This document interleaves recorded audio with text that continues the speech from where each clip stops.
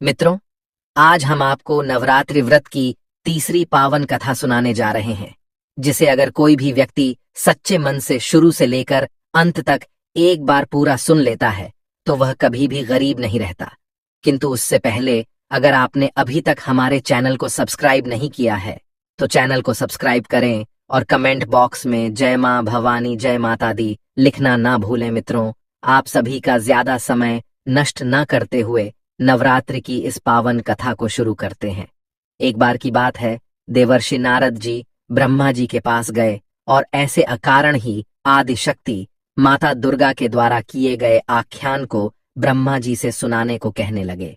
देवर्षि नारद जी ने भगवान ब्रह्मा जी से कहा, हे सृष्टि के रचयिता, कृपया आप मुझे माता दुर्गा के द्वारा उनके भक्तों पर की गई कृपा का कोई आख्यान सुनाइए। तब भगवान ब्रह्मा जी ने देवर्षि नारद जी से कहा कि हे नारद, आप यदि माता आदि शक्ति के विषय में जानना चाहते हैं, तो मैं तुम्हें माता दुर्गा द्वारा अपने भक्तों पर की गई कृपा का आख्यान तुम्हें सुनाता हूं। हे देवर्षि नारद जी, तुम इस कथा को पूरा अवश्य सुनना। इस कथा को सुनने मात्र से समस्त मनुष्य के मनोरथ सिद्ध होते हैं और उसे सौभाग्यशाली रहने का वरदान प्राप्त होता है। अब देवर्षि नारद जी कहते हैं, हे प्रभु, आप उस कथा को सुनाइए। मैं पूरी सच्ची श्रद्धा से आपके द्वारा सुनाई गई कथा को अवश्य सुनूंगा और इस कथा को संपूर्ण जगत में विख्यात भी करूंगा। देवर्षि नारद जी की बात सुनकर अब भगवान ब्रह्मा कथा को सुनाना आरंभ करते हैं और कहते हैं कि किसी समय की बात है, किसी नगर में सुरेश नाम का शिल्पकार रहता था। वह अपने हाथों से अच्छी अच्छी मूर्तियां बनाता था, फिर उन मूर्तियों को शहर में जाकर बेच आता था। इस तरह से वह अपने परिवार का पालन पोषण करता था। सुरेश का विवाह एक अत्यंत सुंदर स्त्री के साथ हुआ था, जो बहुत सुंदर होने के साथ बहुत ही दयालु स्वभाव की थी और अच्छी तरह से अपने परिवार का पालन पोषण कर रही थी। ऐसे ही दिन बीत रहे थे, लेकिन एक दिन सुरेश अपनी मूर्तियों को साथ लेकर शहर में बेचने के लिए गया हुआ था और अपनी मूर्तियों को शहर में मूर्तियों के बाजार में बेच ही रहा था कि तभी अचानक से उसकी दुकान पर एक आदमी आता है और सुरेश से मूर्ति लेता है। लेकिन वह व्यक्ति सुरेश को उस मूर्ति का दाम देना भूल जाता है। तब सुरेश उस व्यक्ति को आवाज लगाने लगता है, किंतु वह व्यक्ति उससे बहुत दूर पहुंच गया था, इसलिए वह सुरेश की आवाज वह नहीं सुन पाता है और वहां से जाने लगता है।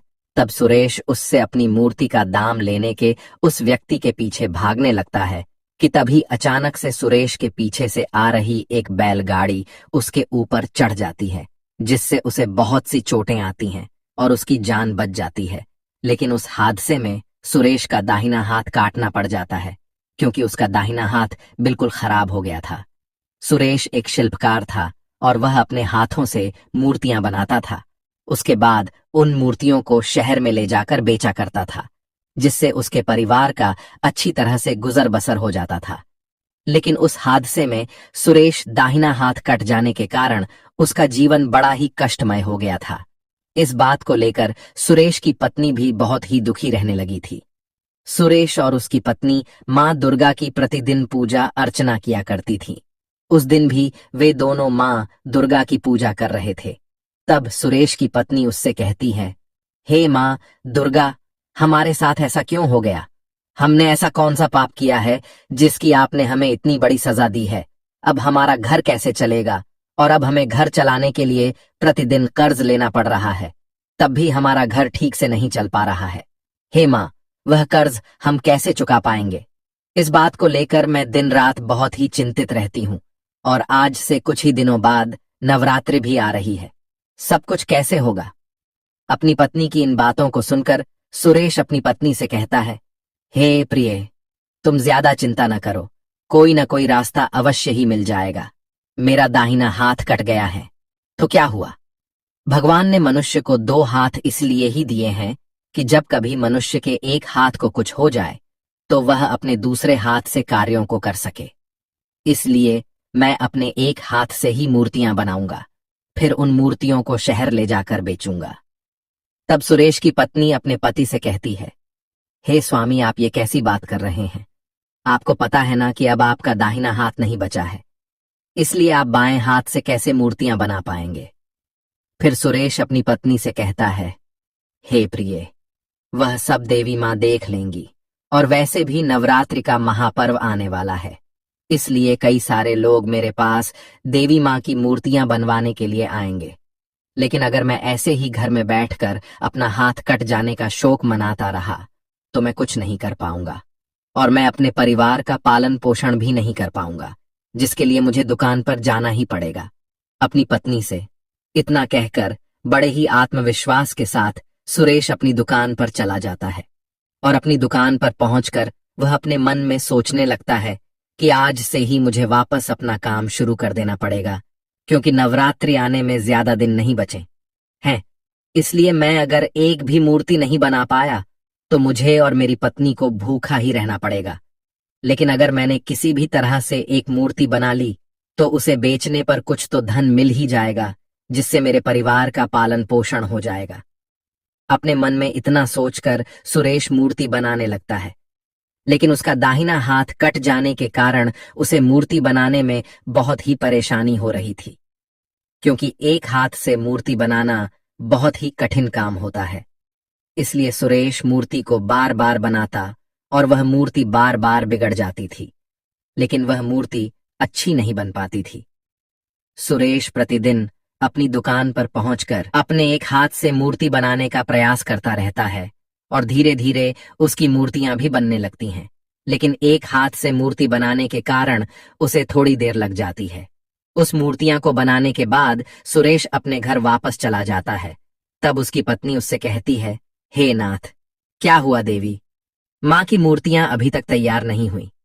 अपनी पत्नी की बात सुनकर सुरेश अपनी पत्नी से कहता है, हे प्रिय, मैं कोशिश तो बहुत कर रहा हूं, लेकिन मूर्तियां अभी तक पूरी नहीं बन पाई हैं।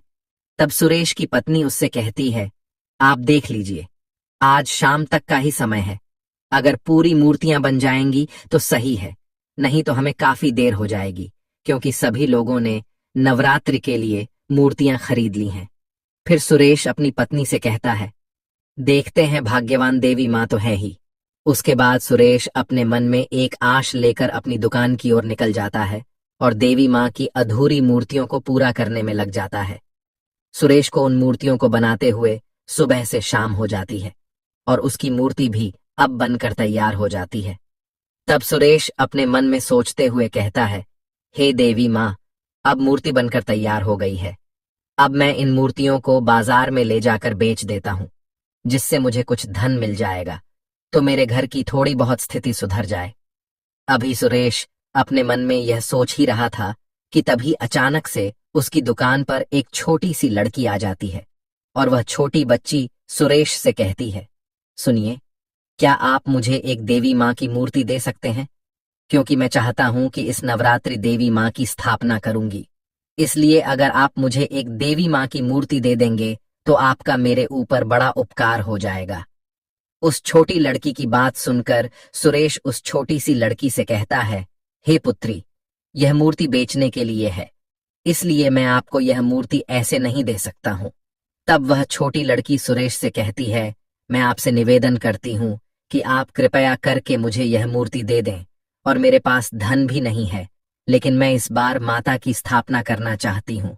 इसलिए अगर आप मुझे यह मूर्ति दे देंगे तो मैं देवी माँ से कहूंगी कि वे आपकी सभी परेशानियां और मनोकामनाओं को पूर्ण कर दें। उस छोटी लड़की की बात सुनकर सुरेश अपने मन में सोचने लगता है कि यह छोटी लड़की बड़ी आश लेकर मेरे पास आई है, इसलिए मैं इसे खाली कैसे भेज सकता हूँ।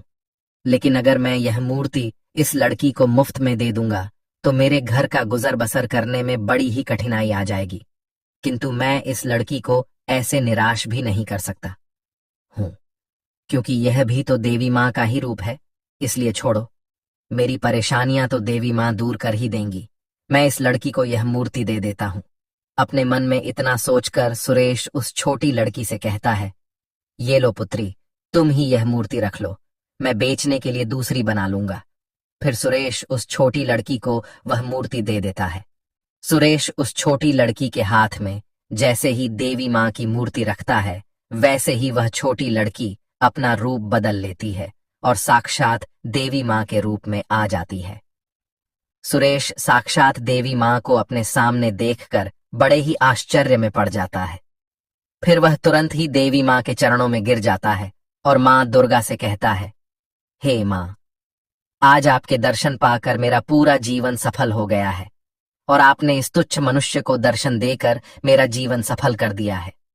तब माँ दुर्गा सुरेश से कहती हैं, उठो वत्स, मैं तुम्हारी भक्ति और सच्चाई से बहुत ही प्रसन्न हूं कि कैसे तुम अपने मुश्किल समय में भी मेरा नाम जपते रहे और कैसे तुमने बिना अपना कोई फायदा देखे एक लड़की की निस्वार्थ भाव से सहायता की है। इसलिए मैं तुमसे बहुत प्रसन्न हूं। हे पुत्र, मैं तुम्हें एक वरदान देती हूं कि तुम जिस भी मिट्टी को अपने हाथ से छुओगे वह मिट्टी एक जादुई मिट्टी बन जाएगी, जिससे तुम अपने मन में जो भी आकार बनाओगे वह मिट्टी अपने आप ही उस आकार की बन जाएगी, जिससे तुम्हें अपने एक हाथ से मूर्तियां नहीं बनानी पड़ेंगी। माँ दुर्गा की इन बातों को सुनकर सुरेश माँ दुर्गा से कहता है, धन्यवाद माते, आपने मेरे ऊपर पर बहुत ही बड़ा उपकार किया है। और माँ दुर्गा सुरेश से कहती हैं, हे पुत्र, लेकिन तुम इस शक्ति पर कभी घमंड मत करना और अगर तुम्हें कोई भी जरूरतमंद व्यक्ति दिखे तो उसकी सहायता अवश्य करना। सुरेश से इतना कहकर देवी माँ वहां से अंतर ध्यान हो जाती हैं। इस वरदान के मिल जाने के बाद सुरेश को ऐसा लग रहा था कि जैसे उसे उसके दोनों हाथ मिल गए हों। फिर सुरेश प्रतिदिन अपने हाथों से मिट्टी को छूता और उस जादुई मिट्टी को अपने मन के अनुसार आकार बना देता था, जिससे अब उसे मूर्ति बनाने में कोई कष्ट नहीं हो रहा था और इस तरह से वह प्रतिदिन कई सारी मूर्तियां अपने मन मुताबिक बना लेता था।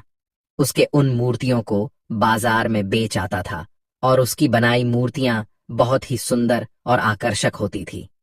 सुरेश की मूर्तियां इतनी आकर्षित और सुंदर होती थीं कि उसकी मूर्तियों को खरीदने के लिए लंबी लंबी लाइनें लगने लगती थीं और सुरेश की मूर्तियां खरीदने के लिए दूर दूर के नगर से लोग आते थे और उसकी मूर्तियां लेकर जाते थे।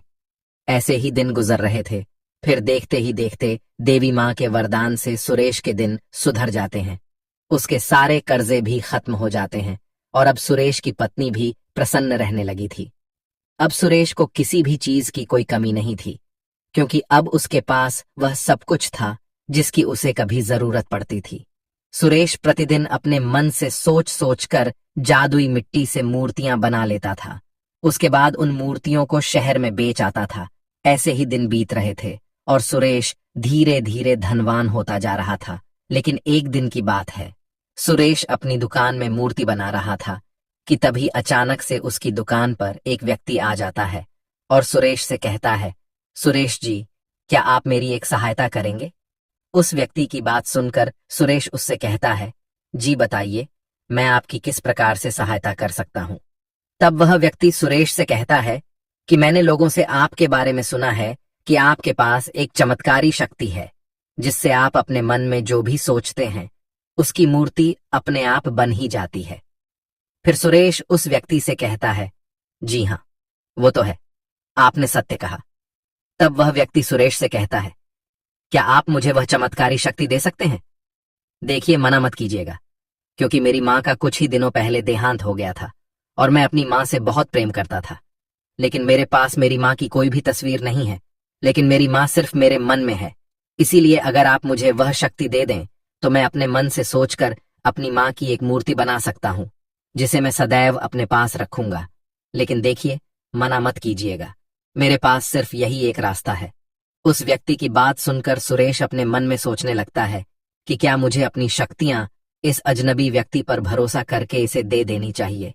लेकिन यह शक्ति मेरी तो नहीं, यह शक्ति तो मुझे देवी माँ ने दिया था और देवी माँ ने यह भी कहा था कि कोई जरूरतमंद को जरूरत पड़े तो इन शक्तियों से उनकी सहायता कर देना।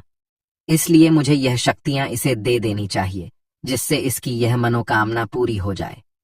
अपने मन में इतना सोचकर सुरेश उस व्यक्ति से कहता है, ठीक है भाई, मैं आपको उस शक्ति का ज्ञान दे देता हूं। जैसे ही सुरेश इतना जैसा ही कहता है, वैसे ही वह अजनबी व्यक्ति देवी माँ के रूप में साक्षात प्रकट हो जाती है। वह व्यक्ति देवी माँ ही थी जो सुरेश की परीक्षा लेने आई थी। देवी माँ को देखकर सुरेश उनके चरणों में गिर जाता है। तब माँ दुर्गा सुरेश से कहती हैं, उठो वत्स। फिर सुरेश दुर्गा माँ से कहता है, हे माँ, यह क्या खेल था? तब देवी माँ सुरेश से कहती हैं, हे पुत्र, मैं तेरी परीक्षा लेने आई थी कि कहीं तुम मेरी बताई बातों को भूलकर इन शक्तियों पर अपना अधिकार तो नहीं बना रहे हो। लेकिन तुमने मुझे अपनी सच्चाई व ईमानदारी से फिर से प्रसन्न कर दिया है। इसलिए हे पुत्र, मैं तुझे वरदान देती हूं कि तुम्हारी सभी मनोकामनाएं अवश्य पूर्ण हो जाएगी, जिससे तुम कभी भी गरीब नहीं रहोगे। सुरेश से इतना कहकर माँ दुर्गा वहां से अंतर्ध्यान हो जाती हैं।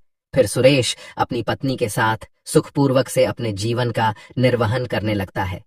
अब भगवान ब्रह्मा कहते हैं, हे देवर्षि नारद जी, यही थी आदि शक्ति देवी माँ दुर्गा की कथा। अब भगवान ब्रह्मा की बात सुनकर देवर्षि नारद जी कहते हैं, हे प्रभु, आपका मुझे इस कथा का अवलोकन करने के लिए दिल से धन्यवाद।